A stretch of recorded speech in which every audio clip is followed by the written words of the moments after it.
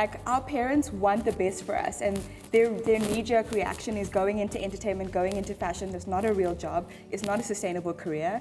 Especially for women, we tend to have a shelf life in the industry, which is why it's so important to evolve and grow and level up. Today, someone who probably has more sneakers than you and I put together is joining me in studio. Yeah. She's not stopping anytime soon with that, by the way. Sneakerhead, businesswoman, TV personality, and all-round media powerhouse, Kim Jayde is a force that's unstoppable, let me tell you. I'm so excited to welcome her to Flashback Friday, finally, as we get to sit back and unpack the journey and the story that is Kim Jayde.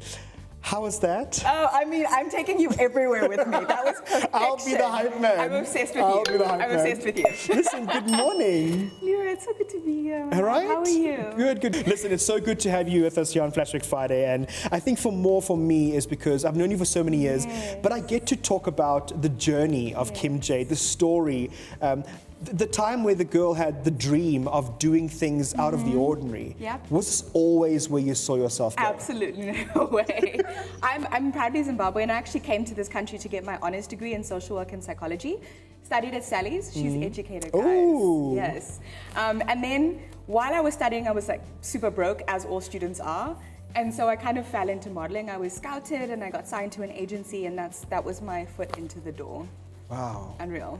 It's the weirdest thing because it almost seems everybody who I have on the show, it almost happens just one organically, but also unexpected. For sure. And then you realize, okay, maybe this is what God wants and I need to do this. I need to follow it, right? 100%. Oh, for sure. And I guess when you come from like a small town in Zimbabwe and you don't have people that have done these things before you, it's never looked at as a serious opportunity, right? So we didn't have these dreams because we didn't have anybody doing it.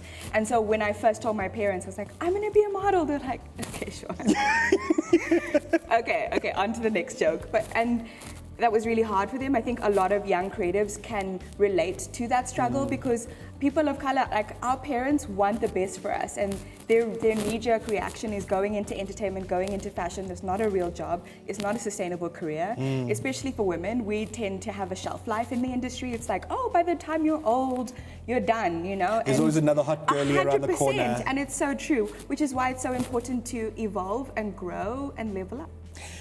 How did you realize that, one, you need to pivot, and two, maybe I'll start a production company, maybe I'll go into content creation, maybe I'll just do it all? Yeah, I mean, so I was blogging and I was modeling and I was a promo girl and I was a door girl at a club. Wow. And I was waitressing. So I did all of those at once because, like you say, it's really difficult to make money in this industry, especially when you're starting out. And then when I went into TV, I was actually scouted on Instagram. They saw me on IG and they were like, do you want to come in for a test? Did the screen test, killed it. And then for 4 years of my life, that was my job, was traveling the world and interviewing everyone from like Naomi Campbell to Charlize Theron and Tyler Perry, and now you're in London and Belgium. It was so fabulous.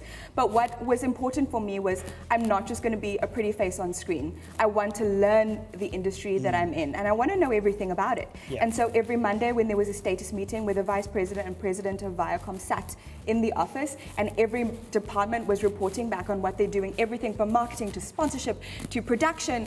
I was sitting with production team, learning how you guys edit. Like, do you know what I mean? And I was like, oh, I'm actually way more passionate about behind the scenes and what goes on to make this beautiful set and the production happen. And so 2019, I registered my own production house, KJ Productions. Yes, queen, work.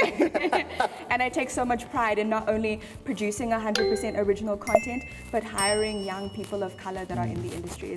I love that. But like, what do you do next that makes you feel like, okay, this could be my next? Yeah, I already know what my next is. I feel like, I swear. And I feel like I'm a very religious person and a spiritual person, and I feel like going to America and meeting so many entrepreneurs and hustlers, because the truth of the matter is their industry is so much more advanced and developed than ours, because they have a massive market, right? Yeah. They have millions and millions of people that can buy the product, tune into the show, buy the tickets, support.